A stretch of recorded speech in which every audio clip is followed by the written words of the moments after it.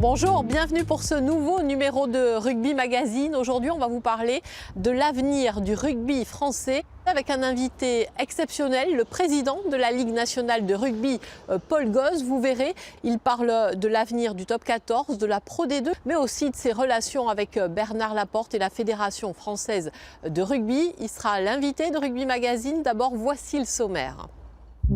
Les bonnes résolutions de Paul Gauze, le président de la Ligue nationale de rugby, est notre invité. Il se livre sans langue de bois. Nouvelle année pour les joueurs de Gruissant, toujours en tête de leur championnat et qui ont un déplacement pluvieux à Jacou. C'est la suite de notre feuilleton. Mais d'abord, que fait un joueur de rugby après sa carrière? Comment se reconvertir? C'est le dossier de cette édition.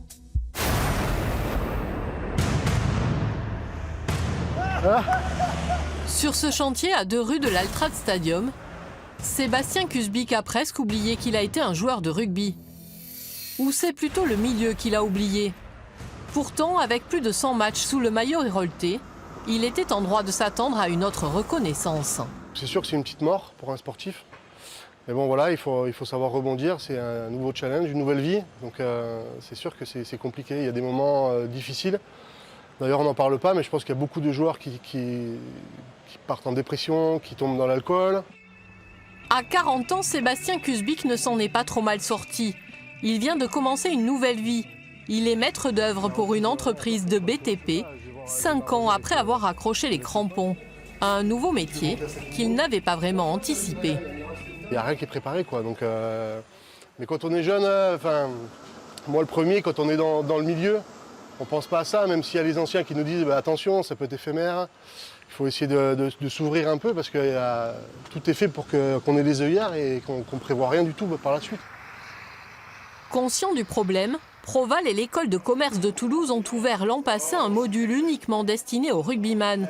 Un diplôme de gestion et de management avec des cours hebdomadaires à distance et quelques rendez-vous ponctuels, comme ce mercredi 2 janvier. L'idée, c'est justement un accompagnement individualisé pour ces joueurs. On les accompagne dans la prise en main de la formation par des méthodes et un format pédagogique assez adapté puisqu'ils ont une formation qui est à distance avec des heures de classe virtuelle, des heures de travail en autonomie.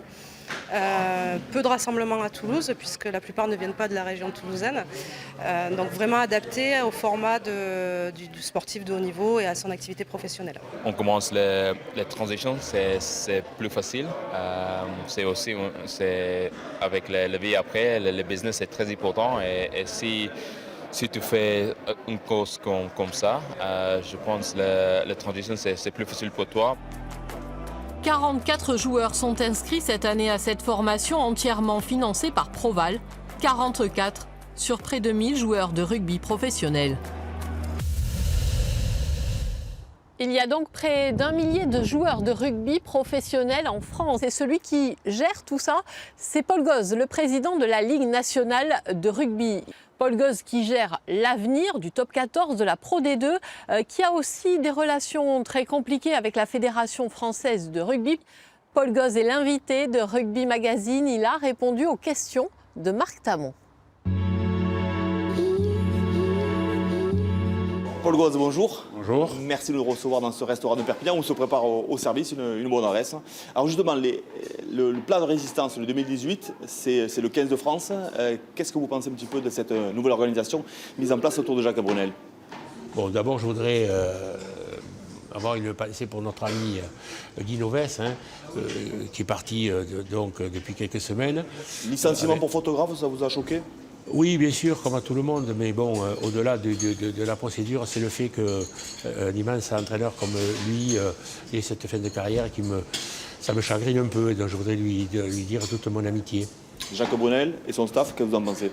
Alors Jacques Brunel, bon, je le connais bien, puisque j'ai été pendant 5 ans, il a été entraîneur alors que j'étais président du SAP, je le connais bien, c'est quelqu'un de compétent, de serein, donc qui amènera une certaine sérénité, je pense, une certaine compétence.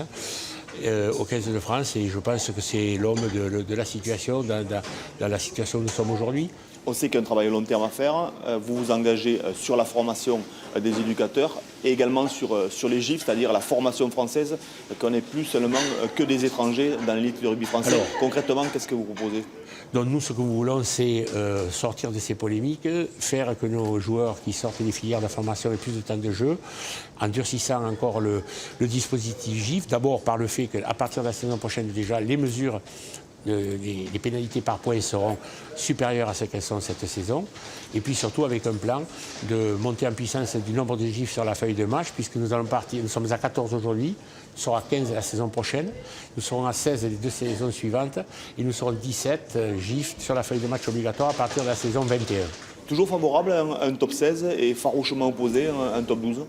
Alors, très farouchement opposé à un top 12, ça c'est évident. Et un top 16? Un top 16, il y a Vous étiez favorable il y a Oui, je suis toujours assez favorable à un top 16 parce que c'est dans la même continuité, c'est-à-dire 16, ça, évidemment, ça fait 30 matchs, comme nous les faisons en D2. Et je pense qu'à partir du moment où les clubs auront compris qu'un effectif, il est fait pour jouer, pour tourner, avec le nombre de joueurs qu'il y a dans chaque club entre les contrats professionnels et les contrats espoirs, on doit pouvoir passer un top 16 en faisant jouer l'ensemble de cet effectif de manière relativement raisonnable, équitable pour l'ensemble des joueurs. Et il n'est pas obligé de mettre tous les week-ends l'équipe première pour faire les matchs. Pour vous, l'écart s'est creusé entre le top 14 et la Pro D2 en quelques années là?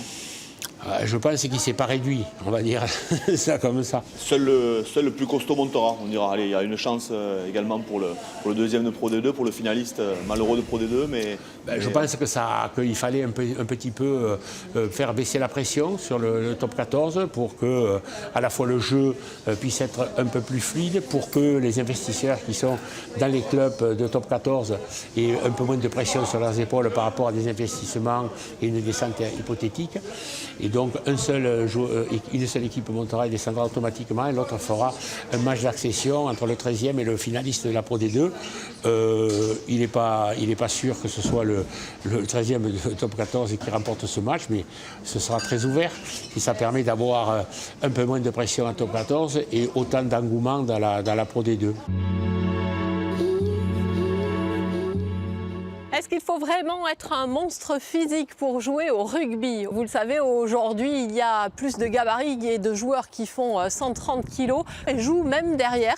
Mais vous allez voir qu'à Montpellier, on a un peu l'art du contre-pied. Oui, un ailier peut en cacher un autre. Regardez.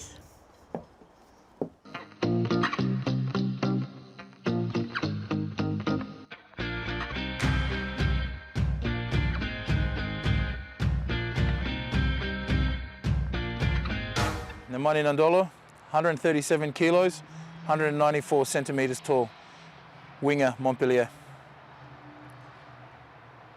Gabriel Grandébé, 1m74, 75 kg, ailier à Montpellier.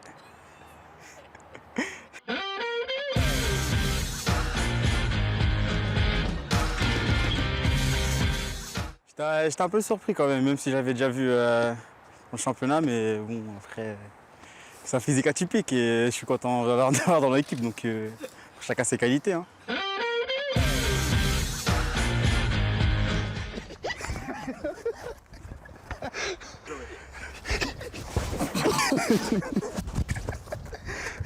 When I first saw Gabe pre-season, I thought he was a halfback. But then again, when you first meet me, you think I'm a prop, so it's the same. But until I saw him run, oh, he's very quick.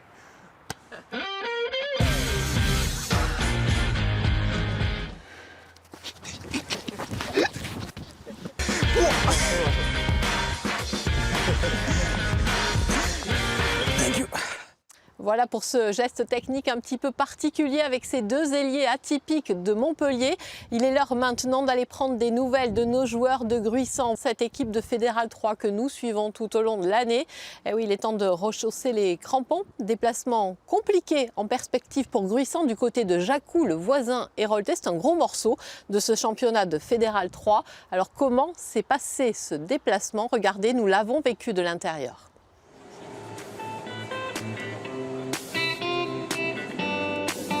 C'est un dimanche ordinaire, un dimanche en famille. Gruissant va défier Jacou, le voisin Héroltais. 40 rugbyman dans un bus, le confort est précaire, alors chacun tue le temps comme il peut. 1 heure plus tard, l'arrivée à Jacou est humide, une pluie battante. Et après l'exiguïté du bus, c'est dans le vestiaire qu'il faut trouver sa place et la motivation pour se remettre dans le bain du championnat. L'important, c'est le combat. L'important, c'est le combat. Ça va être très compliqué, ça va être la merde, le ballon va être pourri, difficile à jouer. Maintenant, il y a possibilité de mettre du combat. La pluie, un vestiaire exigu. Et pour couronner le tout, il nous manque de maillots, donc on était obligé de jouer avec les maillots de Jacou.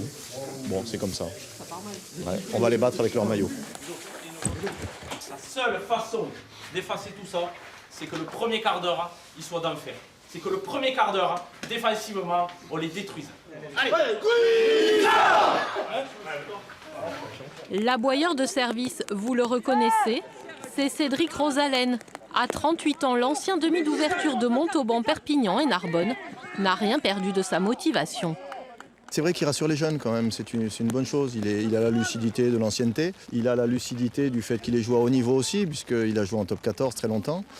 Donc il aide les jeunes à avancer, à se former et à être plus intelligents sur le terrain. Plus intelligent que Jacou, la bête noire des Audois, battu l'an passé sur ce même terrain.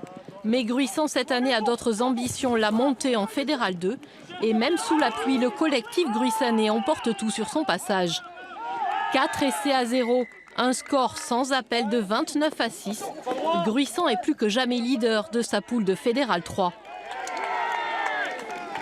Ce sport, il nous offre tellement, il nous a donné tellement toute la carrière que voilà, là c'est autre chose, c'est d'autres moments qu'on partage avec les gars. Et je crois que c'est en gros c'est un équilibre avec le boulot toute la semaine qui nous permet le week-end de lâcher un peu les chevaux. Le plaisir d'être ensemble, de gagner ensemble. Qu'importe la pluie, le bus ou les maillots, ces petits dimanches en famille n'ont pas de prix. Gruissant qui s'est sorti du piège de Jacou, c'est déjà la fin de cette édition de Rugby Magazine. Merci pour votre fidélité. Je vous laisse avec les insolites du net. On se donne rendez-vous la semaine prochaine, même endroit, même heure. À samedi.